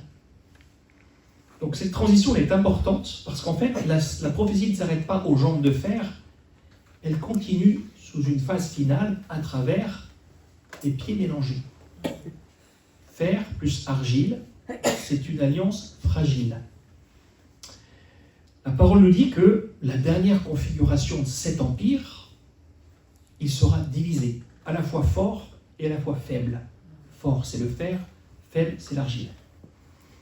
Donc Daniel 2, 32, 33 décrit une séquence précise, donc la tête, l'or, l'argent, la poitrine, le bronze, le ventre, les jambes, le fer, le 4e royaume, et ensuite le fer plus l'argile, les pieds. Et ce fer plus cette argile, c'est en fait la résurrection de ce 4e empire sous la forme d'un 5e dans la fin des temps. Il y a une différence entre les jambes, le 4e empire, fort comme du fer, et les pieds, le 5e empire, en partie solide et en partie fragile. Donc les jambes et les pieds de la statue représentent à la fois le 4e empire et le 5e qui revient sur le devant de la scène. La continuité entre le fer des jambes et les pieds indique que ces 2 phases sont étroitement reliées. Donc Daniel ne mentionne pas de façon explicite un 5e empire de façon distincte, mais on voit qu'il y a cette continuité. Et en fait, cette continuité, c'est la première et la seconde phase du 4e empire. Et c'est bien sûr dans cette dernière phase, les pieds, que va surgir la pierre qui descend des cieux et qui va détruire la statue. C'est le royaume de Dieu. Donc c'est important de comprendre cette continuité. On va retrouver cette même continuité dans quelques instants à travers les 4 bêtes. Vous allez voir, le modèle reste le même. Il y a 10 cornes qui vont sortir de cette quatrième bête, et une petite corne va sortir de cette quatrième bête, et c'est l'empire de l'Antichrist. Donc si on résume, à travers ce qu'on vient de voir, la tête d'or, c'est Babylone, la poitrine et les bras d'argent, c'est le royaume médo-perse, le ventre et les cuisses d'airain, c'est la Grèce, les jambes de fer, c'est le califat islamique, et les pieds en partie de fer, en partie d'argile, c'est la renaissance du califat islamique. C'est l'empire qui est à venir. Alors, là on a une carte de l'Empire ottoman, à travers les âges, à travers les différents siècles, et comme je vous le disais tout à l'heure, cette dernière manifestation du califat islamique est appelée à renaître dans la fin des temps. Et comme tu as vu les pieds de fer et les orteils en partie d'argile, de potier et en partie de fer, ce royaume sera divisé. Alors ça, c'est un élément que le texte va nous donner. Et bien sûr, les personnes qui pensent qu'il s'agit de Rome vont expliquer, ou du moins tenter d'expliquer cette division. Donc la thèse classique, c'est, voilà, les jambes de fer et les pieds d'argile et de fer, c'est l'Empire romain qui a été divisé. Effectivement, il y a eu un Empire romain d'Occident et un Empire romain d'Orient. Mais le problème, c'est que cette division, lorsqu'on regarde l'ensemble de l'Empire romain, c'est une division qui a duré très peu de temps. Moins de 10% du temps total de l'Empire. Et Rome a principalement été un empire centralisé et non pas un empire divisé. D'accord ? En fait, en quoi pointe cette division ? Il y a de très fortes chances que cette division pointe en direction des chiites, qui représentent 15% des musulmans, et des sunnites, qui représentent 80% des musulmans, 85%. Et cette division, elle n'est pas récente. En fait, cette division, elle est apparue après la mort de Mahomet. C'était une question de succession. Et cette division, elle est toujours d'actualité. Et ce que l'on ne sait pas, c'est que pour un sunnite, le chiite, c'est pire qu'un chrétien, c'est pire qu'un juif. Et tout au long de l'histoire, ces deux branches principales de l'islam se sont entretuées. Donc ça montre bien cette réalité dont Daniel nous parle. Mais, chose curieuse, les chiites et les sunnites s'entendent sur une chose. Israël. Il faut détruire ce cancer. Il faut détruire Israël. Et aujourd'hui, entre l'Iran, le Hezbollah et le Hamas, on a cette alliance chiite, Iran, Hezbollah et sunnite, Hamas. Et dans la fin des temps, on va revoir cette alliance. Et d'ailleurs, la parole nous donne des éléments très intéressants parce qu'elle nous dit que quand l'Antichrist va attaquer Israël, ils seront unis au départ, et après, la parole nous dit que les armées, la coalition de l'Antichrist, va se battre entre elles. Et une fois qu'ils auront tué tous les Juifs, ils vont s'entretuer. Et ça, sur le plan historique, c'est exactement ce que l'on a vu tout au long de l'histoire. Donc, en résumé, lorsqu'on examine attentivement les critères bibliques du texte pour identifier le quatrième royaume, on réalise que le califat islamique correspond bien davantage que Rome, tant sur le plan géographique que sur le plan culturel. Donc là, on vient de voir Daniel 2. On va passer à Daniel 7, et on va voir si Daniel 7 nous dit la même chose. La première année de Belshazzar, roi de Babylone, Daniel eut un songe et des visions de son esprit pendant qu'il était sur sa couche. Ensuite, il écrivit le songe en racontant les grandes lignes. Daniel commença et dit « Je regardais pendant mes visions nocturnes, et voici les 4 vents des cieux firent irruption sur la grande mer, et 4 grands animaux sortis de la mer, différents l'un de l'autre. » Donc on a une vision avec 4 bêtes. Et en fait, on a une continuité prophétique. C'est-à-dire que Daniel 7 reprend en fait les mêmes empires que l'on a vus en Daniel 2. Mais cette fois, ce n'est plus des parties d'une statue, c'est 4 animaux. Bien sûr, les animaux sont symboliques et on a affaire à 2 visions et un seul et même message. Le schéma reste le même, hein, 4 empires païens, suivis d'un dernier empire au temps de la fin, qui écrase tous ces empires. Donc Daniel interprète avec succès le songe de Nebuchadnezzar. Par contre, lorsqu'il a ce songe sur les 4 bêtes, il demande à l'ange de l'aider dans l'interprétation, parce qu'il n'a pas d'interprétation. Je m'approchai de l'un de ceux qui étaient là et je lui demandai ce qu'il y avait de vrai dans toutes ces choses. Et il me le dit et m'en donna l'explication. Verset 16. L'ange explique que les 4 animaux représentent 4 rois. Ces 4 grands animaux, ce sont 4 rois qui célébreront de la terre. Donc on voit que, comme dans la statue de Nebuchadnezzar, les rois représentent également des royaumes. Donc on a vraiment une concordance parfaite. Et ensuite, on va voir ces 4 animaux, l'un après l'autre. Le lion ailé, qui représente Babylone. Le premier grand animal est un lion avec des ailes d'aigle. Daniel 7,4. Le premier était semblable à un lion et avait des ailes d'aigle. Je regardais jusqu'au moment où ses ailes furent arrachées. Il fut enlevé de la terre et mis debout sur ses pieds comme un homme, et un cœur d'homme lui fut donné. Donc, le lion, c'est le symbole de Babylone. On voit ça sur plusieurs artefacts historiques de Babylone. Les ailes arrachées, c'est le symbole de la chute de la puissance. Le cœur de l'homme, c'est l'unité de Nebuchadnezzar qui s'est converti à un moment T de son histoire. Nebuchadnezzar a donné son cœur au Seigneur. Alors il a fallu plusieurs témoins, 3 témoins, avant qu'il s'humilie et se convertisse. Le royaume suivant, Daniel 7,5. Et voici un second animal était semblable à un ours et se tenait sur une côte. Il avait 3 côtes dans la gueule, entre les dents, et on lui disait « Lève-toi, mange beaucoup de chair ». Donc il se tient sur un côté, ça symbolise la domination perse qui était plus marquée dans l'empire médo-perse. Et les 3 côtes dans la gueule, c'est la conquête de Babylone, de Médie et de Perse, conquête historique. Le 3e animal, après cela je regardais et voici un autre, était semblable à un léopard, et avait sur le dos, 4 ailes comme un oiseau. Cet animal avait 4 têtes et la domination lui fut donnée. Donc là, si on regarde un petit peu les symboles, les ailes symbolisent la vitesse de la conquête. Et effectivement, si ça correspond à l'Empire grec, Alexandre le Grand a vraiment conquis cette région en très peu de temps.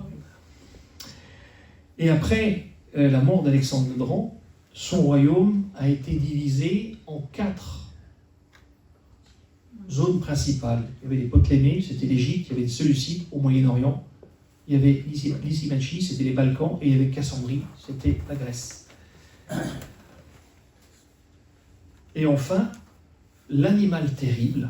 Après cela, je regardais pendant mes visions nocturnes, et voici, il y avait un 4e animal, terrible, épouvantable, et extraordinairement fort.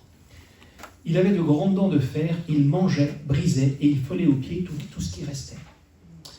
Au verset 19, l'ange revient sur ce 4e animal, qui correspond au 4e royaume. Ensuite, je désirais savoir la vérité sur le 4e animal, qui était différent de tous les autres, extrêmement terrible, qui avait des dents de fer et des ongles d'airain, qui mangeait, brisait et foulait aux pieds ce qu'il restait. Donc ce 4e animal, on voit qu'il a des dents de fer. Ça nous rappelle les jambes de fer de la 4e partie de la statue de Daniel. Il a un pouvoir destructeur au même titre que la 4e partie de la statue de Nebuchadnezzar. Il dévore, il brise, il foule. Et on voit également qu'il y a 2 phases. Alors, on a vu qu'il y a 2 phases dans la statue, les jambes de fer puis les pieds de fer et d'argile. Et on apprend par l'ange que du 4e animal vont sortir 10 cornes. Et ces 10 cornes représentent la renaissance du califat islamique.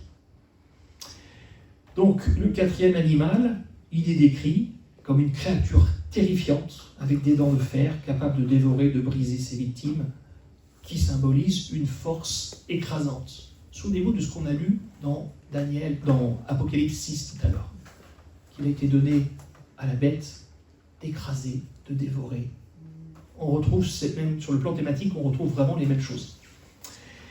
Donc ce royaume il est associé au genre de fer de la statue de Nebuchadnezzar. Il représente un pouvoir militaire et politique impitoyable. Et l'animal, il incarne un empire brutal et puissant. Et lorsqu'on se penche sur l'histoire, c'est exactement ce que l'on voit sur le plan historique dans les conquêtes arabo-musulmanes. À chaque fois qu'il y a eu des invasions arabo-musulmanes, il y a eu des carnages terribles. Je crois que le plus grand carnage de toute l'humanité a été lorsque l'islam a mis la main sur l'Inde. Je n'ai plus le nom du conflit, mais il y a eu des millions de morts. Littéralement. Je considérais les cornes, et voici une autre petite corne sortie du milieu d'elle. Et 3 des premières cornes furent arrachées devant cette corne, et voici, elle avait des yeux comme des yeux d'homme, et une bouche qui parlait avec arrogance. Daniel 7.8. La petite corne, c'est le moment où la vision de Daniel 7 va au-delà du rêve de la statue des Nebuchadnezzar. Donc, au moment où Daniel 2 révèle les 4 empires à venir, ici, le leader du 5e empire, le dernier empire, entre en scène. C'est la petite corne.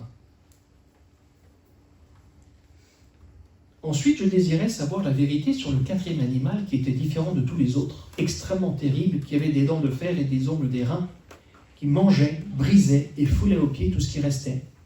Et sur les 10 cornes qu'il avait sur la tête. Et sur l'autre qui était sortie, et devant laquelle 3 étaient tombés. Sur cette corne qui avait des yeux et une bouche parlant avec arrogance. Et une plus grande apparence que les autres. Je vis cette corne faire la guerre aux saints et l'emporter sur eux, jusqu'au moment où l'ancien des jours vint donner droit aux saints du Très-Haut, et le temps arriva où les saints furent en possession du royaume. Ici, on a une description de ce que la petite corne va faire dans la fin des temps. Et là, on voit clairement que la corne, l'Antichrist, fait la guerre aux saints et l'emporte sur eux, jusqu'à un moment où le royaume va être donné aux saints. Et ça rejoint le rêve de Nebuchadnezzar, où on a les pieds à la fois de fer et d'argile, et cette pierre qui tombe dessus pour les écraser.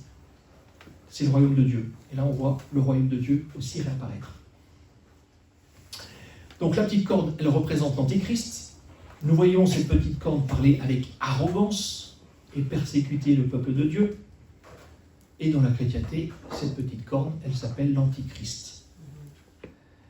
Et à plusieurs reprises, le messager va nous donner des précisions. Les 10 cornes, ce sont 10 rois qui s'élèveront de ce royaume. Un autre s'élèvera après eux. Il sera différent des premiers et il abaissera 3 rois. Il prononcera des paroles contre le Très-Haut, il opprimera les saints du Très-Haut et il espérera changer les temps et la loi. Et les saints seront livrés entre ses mains pendant un temps, des temps et la moitié d'un temps. Puis viendra le jugement et on lui ôtera sa domination qui sera détruite et anéantie pour jamais. Il y a un passage parallèle dans Apocalypse 13 où on lit « Et il lui fut donné une bouche qui proférait des paroles arrogantes et des blasphèmes. Et il lui fut donné le pouvoir d'agir pendant 42 mois. Il lui fut donné de faire la guerre aux saints et de les vaincre. » Sur le plan thématique, c'est exactement la même chose. On a une indication d'un timing, d'un temps précis, un temps, des temps et la moitié d'un temps. C'est 3 ans et demi, c'est 42 mois. On voit que cette petite corne parle avec arrogance, prononce des paroles contre le Très-Haut. Dans Apocalypse, il parle des paroles arrogantes et des blasphèmes, et on le voit faire la guerre aux saints. Donc on a vraiment affaire à la même chose. Alors si on fait un récapitulatif des empires qui nous sont donnés à travers les Écritures, on s'aperçoit qu'il y a en tout 7 empires. Et certains livres des Écritures vont parler de ces empires, d'autres ne vont pas en parler. Et Apocalypse 13 et Apocalypse 17 vont nous donner des éléments sur ces empires. Donc si on fait un tableau récapitulatif, on voit que dans Daniel, c'est ce qu'on vient d'étudier maintenant, Daniel ne parle pas de l'Empire égyptien. Il ne parle pas de l'Empire assyrien. Alors historiquement, c'est les empires qui ont envahi Israël, l'Empire assyrien. L'Empire égyptien était le premier empire, ensuite ça a été l'Assyrie qui a déporté la maison d'Israël et des tribus du royaume du Nord, 135 ans avant la déportation de Juda, la maison de Juda à Babylone. Ensuite, il y a eu le royaume médo-perse, Daniel en parle. Il y a eu le royaume grec, Daniel en parle. Ensuite, il y a eu historiquement le royaume romain, mais Daniel n'en parle pas, comme on vient de voir. Il y a eu après Rome le califat islamique, Daniel en parle. Et ensuite, il y a la résurrection du califat, Daniel en parle. Et ce qui est intéressant, c'est que Apocalypse 17 va nous parler de ces empires, et va nous parler de 5 empires qui sont tombés. Un est, ensuite vient un 7e, et du 7e va sortir le 8e et dernier empire. Quand Jean parle de ça dans Apocalypse 17, lorsqu'il dit qu'un empire est là actuellement, c'est le 6e empire. En fait, c'est la 6e tête. Il s'agit de Rome. Parce que quand Jean écrivait ses livres, Rome était l'empire qui dominait la terre d'Israël. Ensuite, il est question d'une 7e tête, donc c'est l'empire qui vient après Rome. On a vu que le texte pointait de manière beaucoup plus claire en direction du califat islamique. C'est donc la 7e tête dont parle Jean dans Apocalypse 17. Et de cette 7e tête, 7e empire, ressort un 8e qui est du 7e. Et c'est la résurrection de l'Empire ottoman. Alors pourquoi l'Empire ottoman? Parce que l'Empire ottoman, historiquement, c'est la dernière manifestation du califat islamique sur la terre d'Israël. Et c'est ce que Daniel nous explique, on vient de le voir à travers cette 4e bête, les jambes de fer, ou la 4e bête, et les pieds d'argile et de fer, ou les 10 cornes de la 4e bête. Donc, là, on vient de passer en revue 2 des principaux piliers de l'interprétation de Rome comme étant la 4e partie de la statue ou la 4e bête. Maintenant, on va voir un des autres piliers qui, soi-disant, pointe en direction de Rome. Et on va voir le même schéma se répéter une fois de plus. Après les 62 semaines, un oint sera retranché et il n'aura pas de successeur. Le peuple d'un chef qui viendra détruira la ville et le sanctuaire, et sa fin arrivera comme par une inondation. Il est arrêté que les dévastations dureront jusqu'au terme de la guerre. Alors, on va aborder ce passage avec l'interprétation la plus courante. Mais nous verrons demain matin que l'interprétation la plus courante de ce passage de Daniel n'est pas celle que l'on croit. Mais pour démontrer, en tout cas pour essayer de prouver que Rome est vue dans ce passage, on est obligé de se placer selon l'interprétation classique. Et dans l'interprétation classique, le peuple d'un chef qui viendra et qui détruira la ville, c'est le peuple de Rome, d'accord, qui en 70 de notre ère a détruit la ville.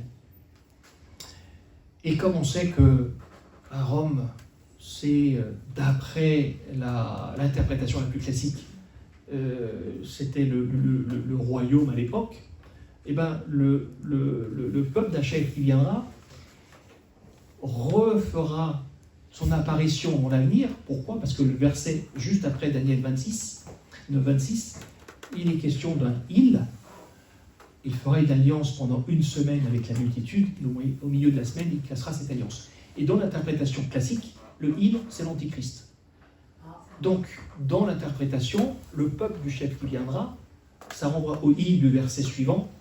Et comme il y a 2000 ans, c'était les Romains, le « il », forcément, ça sera les Romains qui seront avec l'Antichrist. Vous arrivez à me suivre jusqu'à là ou pas? Ouais. Donc l'interprétation courante, ce passage est interprété comme soutenant la résurrection de l'Empire romain. Pourquoi? Parce qu'il relie en fait le peuple destructeur de Jérusalem en 70 de notre ère aux futurs partisans d'Antichrist. D'accord? Mais en fait, quand on creuse sur le plan historique, on s'aperçoit qu'il y a une réévaluation de l'interprétation classique en fait, et une remise en question de cette identification traditionnelle. Par exemple, si on prend le témoignage de Tacite, Tacite est un historien.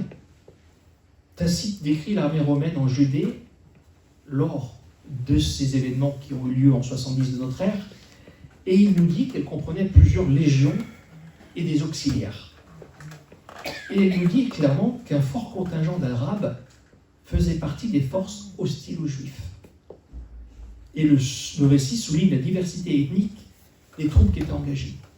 En fait, ce qu'il faut savoir, c'est que Rome, dans l'armée romaine, il y avait une autorité romaine, certes, mais les recrues étaient principalement des peuples locaux.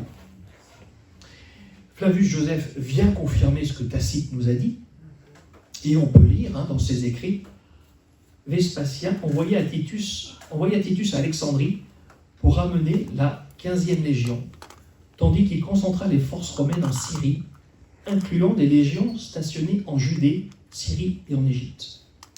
Les contingents impliqués provenaient majoritairement des peuples moyen-orientaux. Et en fait, ces peuples ont joué un rôle clé dans la destruction de Jérusalem et du Temple. Et la lecture de Joseph, qui est historique, que l'on peut vérifier dans ses écrits, elle contredit la lecture classique qui veut que les soldats étaient romains. Non, les soldats n'étaient pas romains. Les soldats étaient des recrues des nations d'alentour. Donc il est question en réalité de peuples du Moyen-Orient. Et on en revient aux mêmes conclusions que l'on voit depuis le début de cette session. L'origine majoritaire des soldats, et ça c'est confirmé par les historiens modernes, que la majorité des soldats impliqués étaient en fait d'origine arabe et syrienne, et non pas romaine, européenne. Donc, si on se base sur l'argument qui essaye de prouver la résurrection de Rome, on s'aperçoit que cet argument ne tient pas. Pourquoi? Parce qu'on n'avait pas affaire à des Romains. Donc, si le peuple du prince à venir représente bien l'Antichrist, ce ne sont pas des Romains, ce sont des nations des alentours, et principalement la Syrie, entre autres. Et la Syrie, on a entendu tout à l'heure parler de l'Assyrien. Bref. Donc, encore une fois, le pilier nous montre que Rome ne répond pas, une fois de plus, aux critères du texte. Rome, la ville aux 7 montagnes, point d'interrogation. Alors, cette interprétation, qui était valide il y a quelques années, mais maintenant qui est vraiment remise en cause parce que les gens s'aperçoivent que ce n'est pas tenable, mais cette compréhension était tirée du passage d'Apocalypse 17. Et je vis une bête écarlate, pleine de noms blasphèmes, ayant 7 têtes et 10 cornes. Et l'ange me dit, pourquoi t'étonnes-tu? Je te dirai le mystère de la femme et de la bête qui la porte, qui a les 7 têtes et les 10 cornes. Les 7 têtes sont 7 montagnes. Ce sont aussi 7 rois. 5 sont tombés, un existe, l'autre n'est pas encore venu. Et dans l'interprétation classique, on dit 7 montagnes, Rome est construit sur 7 montagnes, donc c'est une preuve qu'il s'agit bien de Rome. Sauf que dans le texte, il est question du mot... En fait, Rome était basée, il y a très longtemps, sur cette colline. Et cette colline, en grec, c'est le mot Bounos. Par contre, le texte parle clairement de cette Oros, de cette montagne. Donc, l'interprétation qui voudrait associer Rome aux 7 montagnes, elle n'est pas possible. Parce que Rome n'a pas été construite sur cette montagne, elle a été construite sur cette colline. Et ce qu'il faut bien comprendre, c'est que ce texte décrit une entité qui est encore à venir, et pas une entité qui est vieille de X milliers d'années. Donc ça ne correspond pas aux critères du texte. Alors comme je disais tout à l'heure, cette interprétation, elle a été abandonnée, parce qu'ils se sont rendus compte que déjà, Jean nous donne l'explication en nous disant que les montagnes, ce sont 7 rois. et non pas des montagnes physiques. Enfin, je veux dire, c'est pas des montagnes, c'est des rois. Beaucoup sont persuadés que Mystère Babylone, c'est Rome. Mais en fait, lorsqu'on regarde de plus près le texte, Rome n'est pas située dans un désert. On verra un peu plus tard, pas ce soir, mais dans une prochaine session, que les critères de Mystère Babylone, ils sont clairs, et il y en a plusieurs. Et un des critères, c'est une ville littérale située dans un désert. Rome n'est pas située dans un désert. Aujourd'hui, Rome n'est pas ivre du sang des saints. Peut-être historiquement parlant, oui, Rome a persécuté des saints, on est bien d'accord, ceci dit les protestants aussi. Mais Rome aujourd'hui ne répond pas à ce critère, et encore moins dans l'avenir. 1 Jean 2, 22 nous dit clairement que le système de l'Antéchrist, il a deux caractéristiques.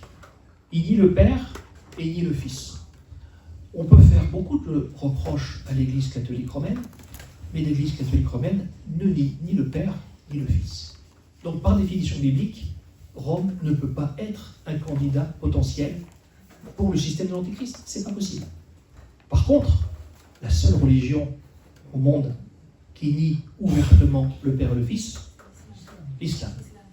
Et l'islam a des sourates particulières où il est dit Allah n'est pas un père. Allah n'a pas de fils. Et d'ailleurs, c'est un blasphème dans l'histoire, dans l'islam, de dire que Allah est un père. Et chose que tout le monde n'est pas au courant, est-ce que vous saviez que les versets qui nient la paternité de Dieu et son Fils sont inscrits sur le mont du Temple, sur le dôme du roc, le lieu le plus saint pour les Juifs, parce que c'est là que se tenait le temple. Et bien, il y a cette espèce de temple païen, et sur ce temple païen, sur la pierre même où les Juifs pensent que Isaac a failli être sacrifié, et bien, il y a cette abomination avec ces versets qui nient le Père et le Fils, et dont Jean nous dit que c'est le signe de l'Antéchrist et de son système. Autre petite chose, Apocalypse nous parle des âmes de ceux qui ont été décapités, qui seront décapités durant la grande tribulation. Est-ce qu'aujourd'hui Rome décapite les gens? Est-ce que demain le pape va appeler les catholiques à aller décapiter les protestants? Non, ça n'existe pas, ça n'existera pas, ce n'est pas possible. Quelle est la religion qui décapite les gens? L'islam. L'islam pratique ça, c'est marqué dans le Coran, frappe-les au cou. Et l'islam a fait ça tout au long de son histoire et le fera encore dans les années qui viennent. Révélation d'un mystère. Est-ce que vous connaissez la seule ville au monde située dans un désert et qui possède cette montagne de plus de 400 mètres de haut? Yémen. La Mecque. Bravo! C'est la Mecque. La Mecque est entourée de 7 montagnes de plus de 400 mètres. Voilà. Et la Mecque est le centre spirituel de la seule religion au monde qui nie ouvertement le Père et le Fils. Et tout au long de l'histoire, les adeptes de cette religion ont été ivres du sang des saints. Et ils le seront encore dans les années qui viennent. La décapitation est une pratique courante dans l'islam. On verra dans la dernière session que la Mecque répond à tous les critères décrits dans Apocalypse 17, 18 sur Mystère Babylone. C'est la seule. Les autres candidats proposés, que ce soit les États-Unis, que ce soit Rome, que ce soit l'Église catholique romaine, les Illuminati, Jérusalem, ou encore Babylone en Irak, certaines des caractéristiques correspondent, mais c'est comme un gant, peut-être on va mettre un doigt, 2 doigts. La Mecque, on met le gant entier. Ça correspond à tous les critères du texte. C'est très intéressant.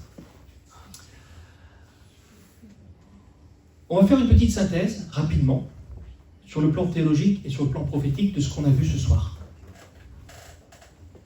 Donc on vient de voir que les piliers prophétiques de l'explication de Rome, pour nous prouver la résurrection d'un empire romain dans le futur, lorsque l'on se penche sur les critères précis du texte, on s'aperçoit que le califat islamique répond beaucoup mieux aux critères de Daniel. Donc si l'interprétation que je vous propose ce soir est correcte, eh bien, elle vient confirmer de tout ce que l'on a vu jusqu'à l'explication pour essayer de démontrer que Rome ne fait pas partie du texte. C'est-à-dire que nous avons affaire à des peuples moyen-orientaux et des nations qui entourent Israël, et des nations qui détestent Israël, et des nations qui disent ouvertement « on veut rayer Israël de la carte ». À moins d'être sourd, aveugle, si on ne prend pas en compte ces données géopolitiques actuelles et historiques, eh ben, on va passer à côté de la bonne interprétation du scénario biblique de la fin des temps. Importance géopolitique des nations musulmanes. Donc les prophéties bibliques de la fin des temps mettent l'accent sur les nations qui entourent Israël. En fait, ce que vous voyez sur la carte là, c'est une vue aérienne du Moyen-Orient, de l'Afrique du Nord. Et c'est là que tout va se passer. Et ces nations vont être appelées à jouer un rôle principal dans la fin des temps.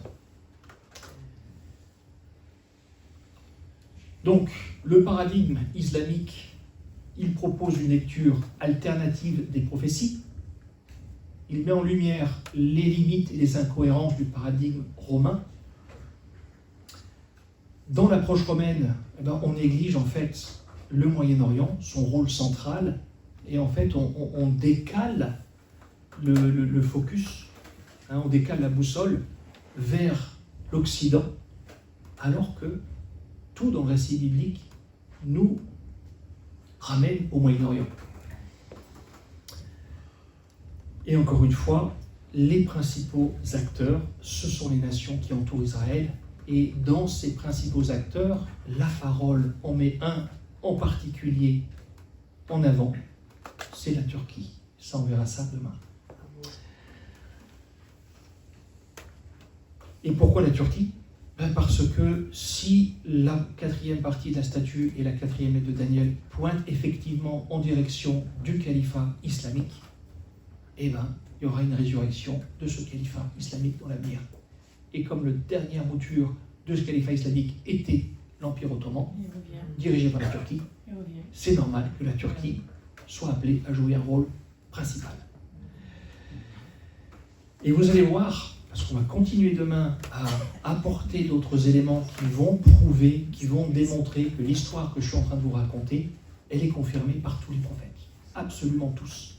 Que ce soit la Torah, les prophètes et la Brit Hadasha également. L'origine très très très probable de l'invasion d'Israël dans l'avenir. La tête baissée à mort, comme on l'a évoqué tout à l'heure, correspond ou correspondrait à l'abolition du califat, mais la parole nous informe que cette blessure va être guérie. Donc on peut s'attendre à la résurrection de ce califat dans la fin des temps. Nous verrons que les chapitres d'Ézéchiel 38-39 nous parlent d'un personnage qui s'appelle Gog. Aujourd'hui, tout le monde pense que Gog, enfin, je dis aujourd'hui tout le monde, beaucoup de gens dans les milieux chrétiens pensent que Gog, c'est la Russie. Je vous démontrerai que Gog, ce n'est pas la Russie.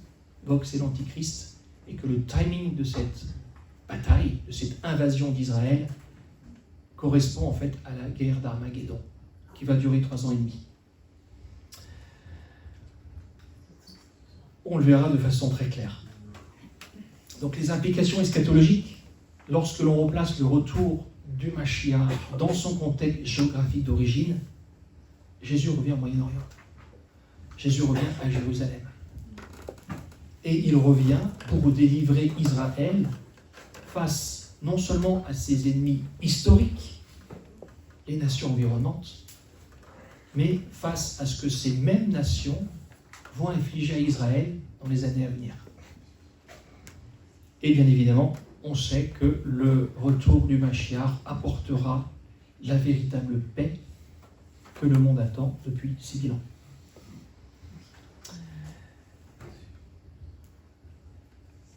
Merci pour votre attention. Dans la prochaine partie, on va revenir et révéler l'identité de Gog.